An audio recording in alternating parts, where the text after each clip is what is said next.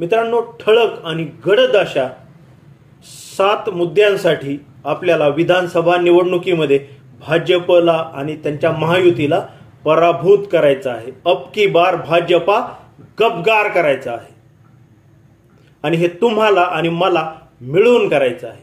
मग ते 7 ठळक मुद्दे नक्की कोणते हे पुढील काही मिनिटात सांगतो, परंतु 2 सूचना सबस्क्रायबर्ससाठी, जे व्ह्युअर्स आहेत त्यांच्यासाठी. पहिली गोष्ट की आत्ता लगेच व्हिडिओ खाली कमेंट करा की जय महाराष्ट्र.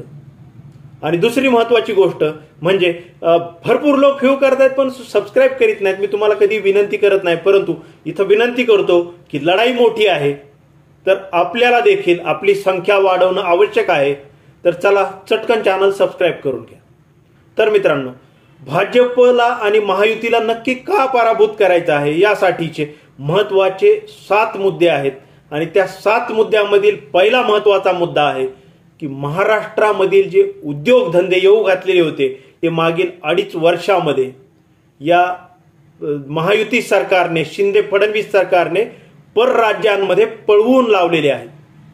मग त्यामध्ये वेदांता फॉक्सकॉन गेलं, टाटा एअरबस गेलं, बर्ग ड्रग पार्क गेलं, डायमंड बोर्स गेलं, मेडिकल डिव्हाइस पार्क गेलं, असे कितीतरी उद्योग आहेत की जे उद्योग जर महाराष्ट्रामध्ये राहिले असते तर महाराष्ट्राचा विकास झाला असता, महाराष्ट्रामध्ये उद्योग वाढले असते आणि पर्यायाने महाराष्ट्रामधील मराठी तरुणांची बेरोजगारी ही कमी झाली असती.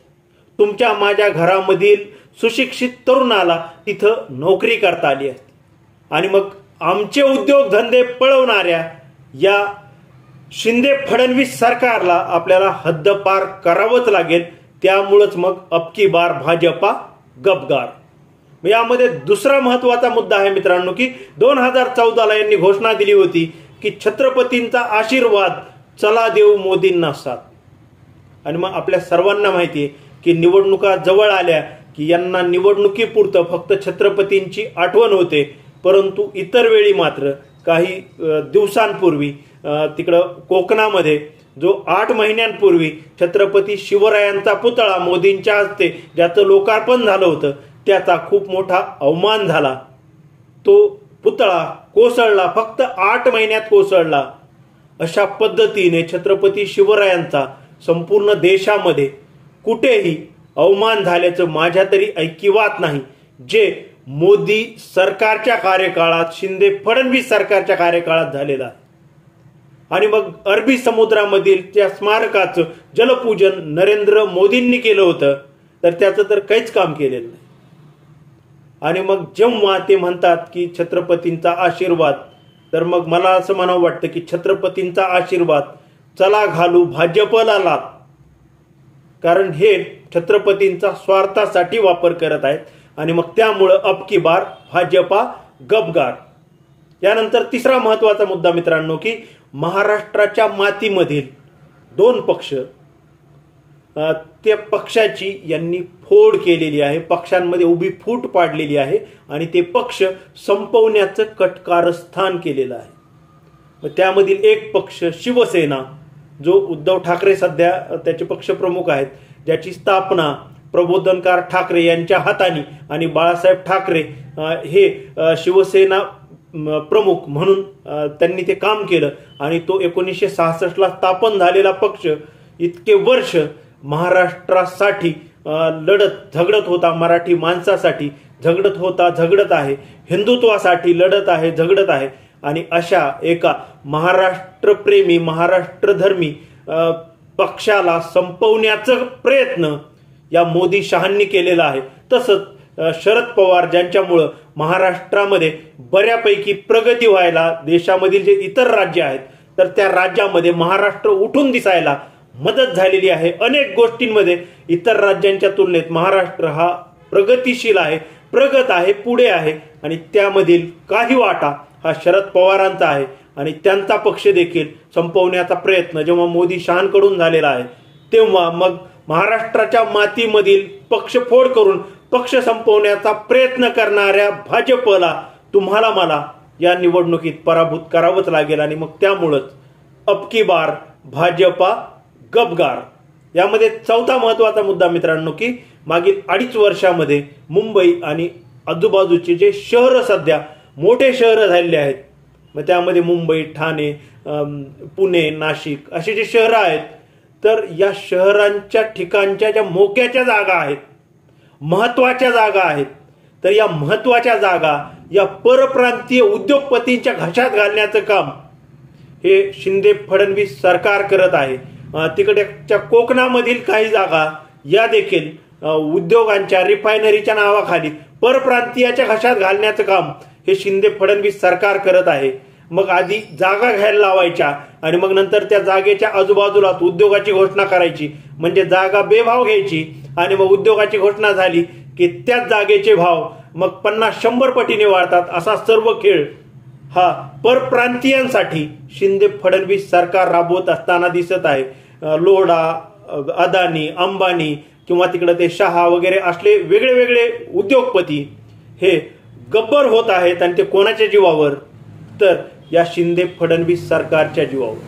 आणि मग त्यामुळंच आपल्याला भाजपला हरवायचं आहे, महायुतीला हरवायचं आहे. त्यासाठी अबकी बार भाजपा गपगार. मग यामध्ये पाचवा महत्वाचा मुद्दा मित्रांनो, की महाराष्ट्रामध्ये ज्या पद्धतीने महाविकास आघाडीचं सरकार आलं आणि त्या काळामध्ये केंद्राकडून ईडी, सीबीआय, इन्कम टॅक्स यांचा म्हणजे अतिवापर करण्यात आला आणि तो इतका वापर करण्यात आला की नेत्यांवर आरोप करणं, नेत्यांना अटक करणं इथपर्यंत यापूर्वी 2014च्या पूर्वी आम्ही पाहिलं होतं, आम्ही पाहिलं होतं.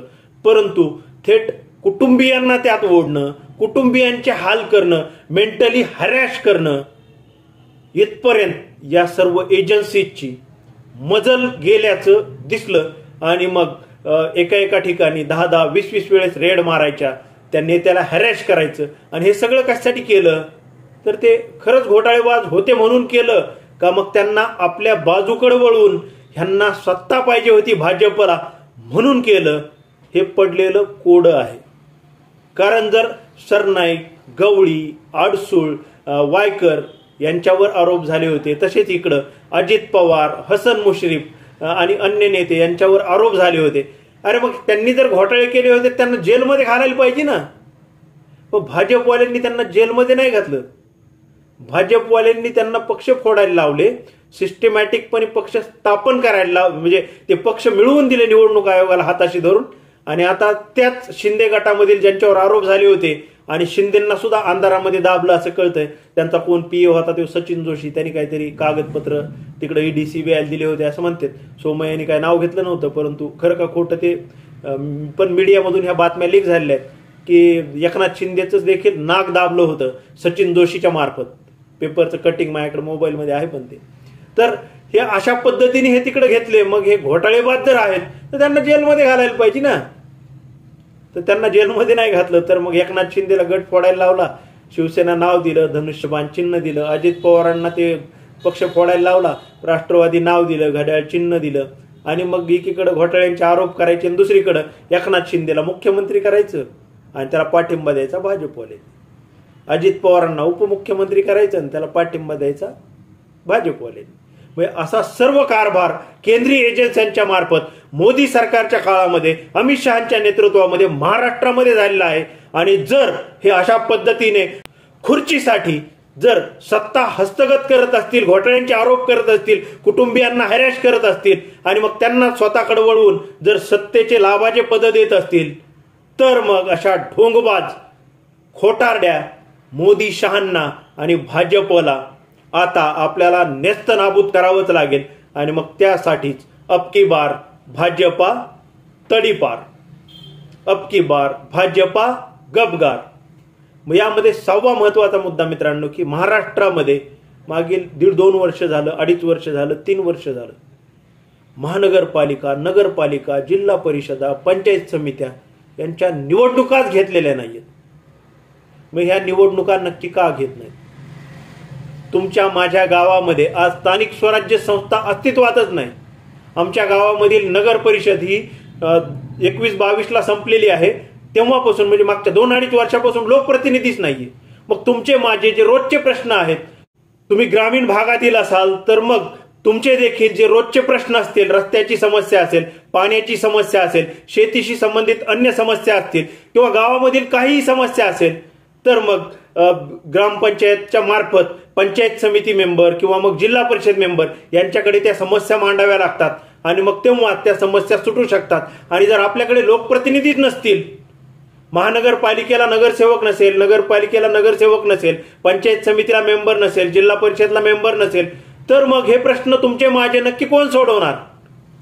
आणि तशीच काहीशी गत ही सध्या महाराष्ट्रात आहे. आणि मग प्रशासक नेमून राज्य सरकारच म्हणजे शिंदे फडणवीस सरकारच संपूर्ण महाराष्ट्रावरती वेगवेगळ्या शहरांवरती कारभार करत आहे आणि प्रत्येक ठिकाणी मनमर्जी स्वतःची करत आहे. वेगवेगळे टेंडर काढून त्यामध्ये कमिशन लाटण्याचा हा प्रकार आहे का, असा देखील प्रश्न इथं उपस्थित होऊ शकतो.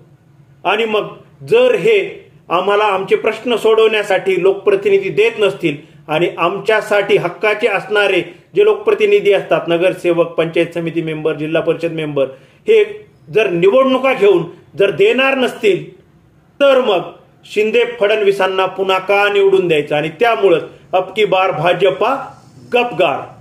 आणि यामध्ये 7वा शेवटचा महत्वाचा मुद्दा असा आहे मित्रांनो, की मागील 2-2.5 वर्षांमध्ये महाराष्ट्रामध्ये कायदा आणि सुव्यवस्थेचे वाजलेले 3-13. कारण आपण पाहतो मित्रांनो की कायदा आणि सुव्यवस्था इतकी बिघडलेली आहे की विरोधी पक्षातले लोक हे देवेंद्र फडणवीस यांना कार्यक्षम गृहमंत्री, फडतूस गृहमंत्री, कलंक गृहमंत्री किंवा बुळ्या गृहमंत्री, कुठं टरबुजा गृहमंत्री किंवा असे वेगवेगळे काही विशेषण लावत आहेत विरोधी पक्षातले लोक, मी नाही म्हणत आहे. आणि मग हे सर्व लायक नसलेला गृहमंत्री म्हणजे नालायक गृहमंत्री. आणि मग अशा पद्धतीने जेव्हा विरोधक सर्व आरोप करत आहेत तेव्हा ते काही हवेत आरोप करत नाहीयेत. कारण महिलांवरील अत्याचाराचं प्रमाण हे वाढलेलं आहे, गुंड टोळ्या या वाढलेल्या आहेत, मंत्रालय परिसरामध्ये गुंडांचा वावर हा वाढलेला आहे, पुण्यासारख्या ठिकाणी कोयता गँगचा हैदोस सुरू आहे, बडे बडे धेंड जे हिट अँड रन करत आहेत. पुण्यामधील प्रकरण घ्या, मुंबईमधील प्रकरण घ्या किंवा बावनकुळेचं नागपूरचं प्रकरण घ्या, त्यामध्ये पोलीस प्रशासनाला आदेश देऊन मग ह्या बड्या धेंडांना अग्रवाल असेल, शहा असेल, बावनकुळे असेल यांना वाचवण्याचे प्रयत्न हे वरून शिंदे फडणवीस सरकारकडून होत आहेत. आणि तुमच्या माझ्यासारखा जर एखादा सर्वसामान्य व्यक्ती जर तुमच्या माझ्या प्रश्नांसाठी आवाज उठवण्याचा प्रयत्न केला तर मग वरतून आदेश येतो, पोलीस प्रशासनाला हाताशी धरल्या जातं आणि जसं काय आम्ही काही मर्डर केला आहे, जसं काय कोणाचे हातपाय तोडले आहेत, जसं काय कोणाला जीवे मारायची धमकी दिली आहे, जसं काय कोणाच्या प्रार्थना स्थळात घुसून मारण्याची भाषा केली आहे, अशा पद्धतीने पोलीस बांधव देखील इच्छा असो किंवा नसो मग त्या नेत्याच्या आदेशाचं पालन करतात. मग तुमच्या माझ्या सारख्याचे मग मोबाईल नंबर शोधले जातात, मग लोकेशन टावर ट्रेस केल्या जातं आणि मग अर्ध्या रात्रीचं मानसिक दृष्ट्या हरॅश करण्यासाठी मग तुमच्या माझ्या सारख्याची शोध मोहीम सुरू होते. आणि मग ती रात्रभर चालते. बिचारे पोलीस बांधव देखील, त्यांना देखील वैयक्तिक जीवन आहे, कुटुंब आहे, परंतु ते देखील कर्तव्यासाठी, नेत्यांच्या आदेशासाठी रात्रीचं देखील तुमच्या माझ्या सारख्याच्या पाठीमागं पळत राहतात. आणि तुमचं माझं जीवन तर खराब करतातच, मेंटली हॅरॅश तर करतातच, परंतु पोलीस बांधवांना देखील यामध्ये मेंटली हॅरॅश होण्याची वेळ येते. आणि मग अशा पद्धतीने सध्याचे गृहमंत्री हे महाराष्ट्रामध्ये कायदा आणि सुव्यवस्था राबवत असताना दिसत आहेत. आणि मग एकंदरीत कायदा हा फक्त सत्ताधाऱ्यांसाठी सोयीचा आणि विरोधकांसाठी कर्दनकाळ आहे का, असा प्रश्न तयार होतो. आणि मग सरकारला कोणी प्रश्नच विचारायचे नाहीये का, असा देखील प्रश्न उपस्थित होतो. आणि मग सत्तेमधल्या सरकारने, सत्तेमधल्या प्रशासनाने मग विरोधकांचे फक्त नरडेच दाबायचे का, त्यांचा आवाजच बंद करायचा का, असा देखील प्रश्न उपस्थित होतो. कारण मागील 2.5 वर्ष झालं अशाच पद्धतीने तालिबानी राजवट किंवा जुलमी राजवट किंवा सुलतानी राजवट या महाराष्ट्रामध्ये देवेंद्र फडणवीस यांच्या गृह मंत्रालयाच्या अखत्यारीमध्ये सुरू आहे अशी शंका घेतली तर अजिबात वावगं वाटायला नको. आणि मग याच कारणासाठी मग हे सर्व चित्र जर बदलायचं असेल, जर पुन्हा एकदा महाराष्ट्रामध्ये ही शिंदे फडणवीसांची हुकुमशाही घालवायची असेल आणि महाराष्ट्रामध्ये लोकशाही आणायची असेल, महाराष्ट्रामध्ये संविधानाचं राज्य आणायचं असेल, तुमचा माझा बोलण्याचा, अभिव्यक्ती स्वातंत्र्याचा हक्क अबाधित ठेवायचा असेल तर मग आपल्याला या शिंदे फडणवीसांना निवडणुकीमध्ये गाडावंच लागेल. आणि मग त्यासाठीच अब की बार भाजपा गपगार. आणि मग मित्रांनो, हे 7 ठळक मुद्दे आहेत ज्यासाठी मग आपल्याला भाजपला विधानसभा निवडणुकीमध्ये पराभूत करायचं आहे. आणि हे सर्व का करायचं आहे तर आपला महाराष्ट्र धर्म अबाधित राहावा, आपलं जे काही महाराष्ट्राचं अस्तित्व आहे, महाराष्ट्राचं प्रगत असणं आहे, अन्य राज्यांच्या तुलनेमध्ये जे महाराष्ट्राची आर्थिक सुबत्ता आहे, जे महाराष्ट्रामधील सुशिक्षितपणा आहे, सुसंस्कृतपणा आहे, जे महाराष्ट्रामध्ये वेगवेगळ्या व्यवसायांची रेलचेल आहे आणि महाराष्ट्र ज्या पद्धतीने सहिष्णू आहे, बंधुत्व जपणारा आहे, धार्मिक ध्रुवीकरणाला इथं थारा नाही, जातीय द्वेषाला इथं थारा नाही, हे सगळं जर टिकून ठेवायचं असेल आणि आपला महाराष्ट्र धर्म जोपासून जर आपल्याला खरंच छत्रपती शिवरायांचा अभिमान वाटत असेल तर आपल्याला या भाजपला आणि शिंदे गट, अजित पवार गट यांना विधानसभा निवडणुकीमध्ये गाडावंच लागेल. आणि त्यासाठीच मी सुरुवातीला सांगितलं होतं की जय महाराष्ट्र ही कमेंट करा आणि त्यासाठी सांगितलं होतं की आपले सबस्क्रायबर, आपली संख्या वाढवणं हे आवश्यक आहे. ज्यांनी लिहिलं नसेल त्यांनी आधी जय महाराष्ट्र लिहा, नंतर चॅनल सबस्क्राईब करा आणि मग नंतर मी जे 7 ठळक मुद्दे मांडलेले आहेत, अन्य देखील मुद्दे आहेत परंतु हे 7 ठळक मुद्दे, तर या मुद्द्यांविषयी तुमचं नक्की काय मत आहे त्यावर देखील दुसरी स्वतंत्र कमेंट करा. तुमच्या भरपूर कमेंटची वाट पाहतो. आजच्या पुरतं एवढंच थांबतो. धन्यवाद.